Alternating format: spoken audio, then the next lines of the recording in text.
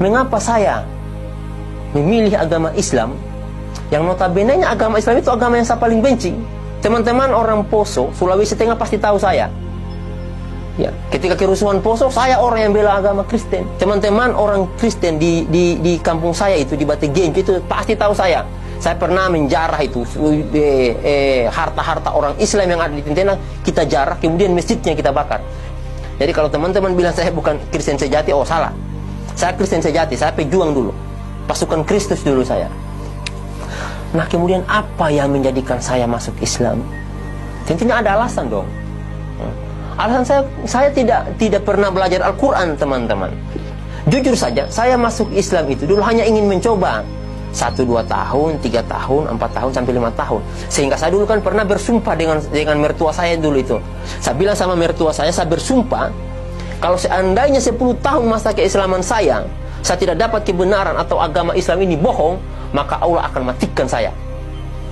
Tetapi jika agama Islam ini benar, maka Allah akan panjangkan umur saya, dan saya akan wakafkan nyawa saya untuk mendakwahkan Islam. Apa ayat yang saya dapat dalam Alkitab kemudian yang menggiring saya atau mengajak saya untuk masuk Islam? Saya jelaskan satu persatu. Saya belum pernah belajar Al-Quran loh.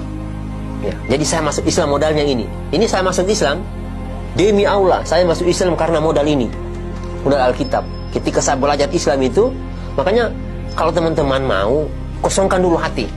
Hatinya kita ini kita kosongkan. Ateis artinya, supaya kita bisa menerima Islam.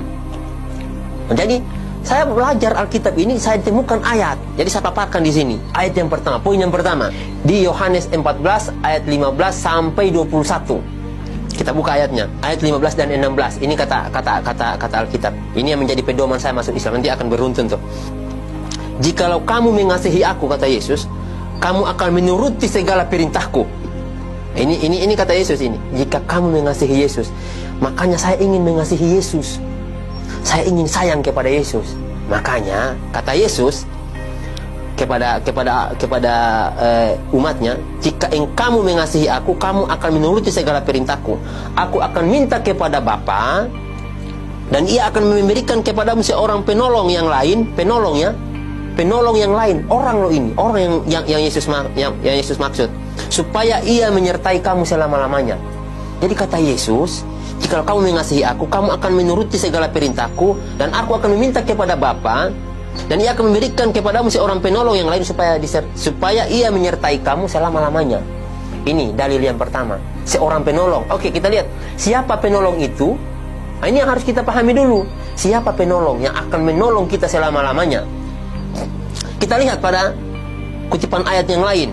Nah, ketika saya melihat, oh penolong ini, nah yang menubuatkan tentang kedatangan Yesus, ini yang perlu teman-teman ketahui ya. Kedatangan Nabi terakhir ini ada 2 orang yang nubuatkan. Yang nubuatkan tentang kedatangan Yesus dan Nabi Muhammad adalah Nabi Yesaya. Nah, kita buka kitab Yesaya, saya cari itu di kitab Yesaya. Ternyata ada ucapan ilahi di tanah Arabia. Nah, ternyata Allah itu menurunkan firman-Nya di tanah Arab. Itu yang kedua. Setelah kita dapatkan orangnya, saya bilang, ini, orang mana? Orang Arab.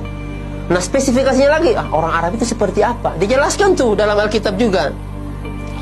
Yesaya 29 ayat 12. Ini kata Alkitab. Dan apabila kitab ini diberikan kepada orang yang tidak dapat membaca dengan mengatakan, baik, bacalah ini, maka ia akan menjawab, aku tidak dapat membaca. Artinya, orang yang tidak dapat membaca itu adalah orang buta huruf. Dan satu-satunya nabi yang buta huruf setelah Yesus bukan Paulus. Paulus seorang pintar, intelektual dia. Nah, Paulus itu bukan orang buta huruf loh. Itu yang perlu teman-teman pahami. Sehingga yang saya lihat, ini yang buta huruf cuma Nabi Muhammad. Apa iya? Apa iya? Karena saat itu betul-betul tidak mungkin. Tidak mungkin saya masuk Islam. Tetapi Alkitab ini mengarahkan, yang pertama orang, yang kedua asalnya di Arab, karena wahyu itu turun di Arab, kata Alkitab. Yang ketiga ciri-cirinya adalah orang itu buta huruf. Orang Arab buta huruf. Siapa kalau bukan Nabi Muhammad? Nah, ini dalilnya, sehingga saya memutuskan saya harus masuk Islam. Saya harus masuk Islam. Saya putuskan itu. Nah, kemudian setelah saya masuk Islam, setelah saya mendapatkan dalil ini, apalagi yang saya kaji setelah itu? Wah, harus kita kaji dulu. Oke lah, dia sudah sampaikan orang. Oke. Kemudian orang Arab. Oke. Buta huruf. Oke, mari kita lihat. Apakah orang yang dimaksud ini bertentangan dengan Alkitab? Saya harus lihat dulu. Jangan-jangan nanti dia bertentangan dengan Alkitab. Oke. Saya tanya tuh sama teman saya tentang karakter daripada Nabi Muhammad. Ya. Saya lihat, apa sih ajaran Islam? Saya tanya sama teman, apa sih ajaran Islam? Saya belum baca Al-Quran. Saya tanya sama teman, apa sih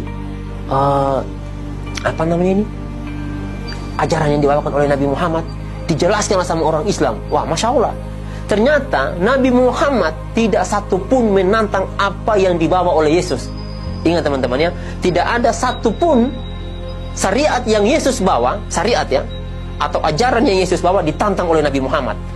Justru Nabi Muhammad di dalam Al-Qur'annya itu, nanti akan saya jelaskan juga. Di dalam Al-Qur'an itu justru yang diceritakan oleh Al-Qur'an adalah tentang luar biasanya Nabi Isa. Ya. Di Alkitab tidak dijelaskan dulu, tidak dijelaskan. Justru yang memuliakan Yesus adalah Al-Qur'an, di mana Yesus disampaikan, dikatakan di situ ketika Bunda Maria hamil itu mengandung, makanannya datang dari surga loh. Itu kata Al-Quran, makanannya dari surga. Kemudian Yesus umur masih bayi, baru dilahirkan, kurang lebih 1-2 hari lah umur Yesus saat itu, dia berbicara, itu menunjukkan mujizat. Dan itu Al-Quran berkata, dimuliakan Yesus. Kemudian Yesus diangkat hidup-hidup oleh Allah. Betapa mulianya Yesus dalam Al-Quran. Tetapi di Alkitab, Yesus dihinakan. Maka saya sampaikan, ini kok tidak masuk akal, secara akal. Kalau kita mau bahas akal, ini kita berbicara tentang dalil. Ini kita berbicara tentang dalil. Saya berdebat tentang dalil. Kalau kita mau berdebat dengan akal, lebih parah lagi tuh. Lebih akan malu lagi umat Kristen. Ini kita berbicara tentang dalil. Makanya saya sampaikan, wah, ternyata Nabi Muhammad tidak menentang Yesus. Justru yang menentang Yesus si Paulus. Nah, itu yang perlu teman-teman ketahui. Sejak saat itu saya sampaikan ke istri, saya harus masuk Islam. Pada tanggal 5 Februari 2014. Saya sampaikan ke istri, tidak bisa, saya harus masuk Islam saat ini juga. Nah, teman-teman, itulah yang menjadikan saya itu memilih agama Islam. Dari Alkitab ini, saya tidak pernah belajar Al-Quran. Tidak pernah. Sebelumnya saya tidak pernah belajar Al-Quran untuk masuk agama Islam. Tetapi saya belajar dari Alkitab ini. Ayat-ayat tadi itulah yang menjadikan saya kemudian memilih agama Islam. Karena benang lurusnya itu, kalau kita mau tarik benang lurusnya itu, Alkitab ini sebetulnya lurus tuh, menunjukkan kita kepada Nabi Muhammad. Ya, hanya saja yang menyelewengkan ayat-ayat ini, yang mentafsirkan ayat-ayat ini, yang tidak menyampaikan kepada jemaat itu adalah pendeta. Kalau seandainya pendeta mau jujur nih, mau jujur menjalankan semua perintah yang ada dalam Alkitab, masuk Islam dia. Karena semua perintah yang ada dalam Alkitab ini adalah apa yang dilakukan oleh orang Islam, dan apa yang diperintahkan oleh Alkitab itu tidak dilakukan oleh orang Kristen.